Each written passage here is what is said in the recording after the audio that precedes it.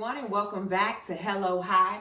And I'm glad you guys are back for this special recipe. And we are using Canna sugar today, and we're making this Southern style pineapple lemonade. And this is one that you can use for other recipes, like a cocktail. If you want to add tequila, or if you want to add your vodka, feel free. You can also add ginger and mint to give it a twist too. So let's get started.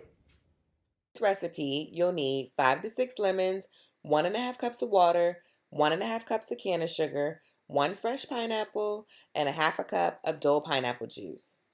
Using a double boiler, bring 1.5 cups of water and canna sugar to a slight boil and stir occasionally until the canna sugar and water turn into a simple syrup consistency.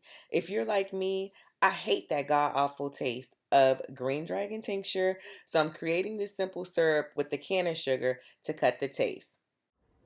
So while we wait for the simple syrup to be down on the stove, I'm going to cut and squeeze about 5 lemons until we get probably about a cup of lemon juice. Now, if you have a lemon juicer, it probably will be a little easier to do this, and make sure that your lemons are ripe because you get more juice when your lemons are ripe.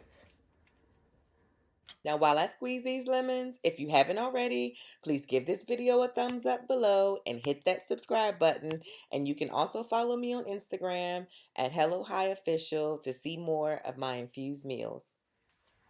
Now, once you get to the last lemon, you will have plenty of seeds inside the lemon juice. Just take a spoon and get those seeds out with the little bowl. Or you can leave them in, it's up to you. I would highly suggest using a juicer to get all of your juice out so you don't have to worry about seeds.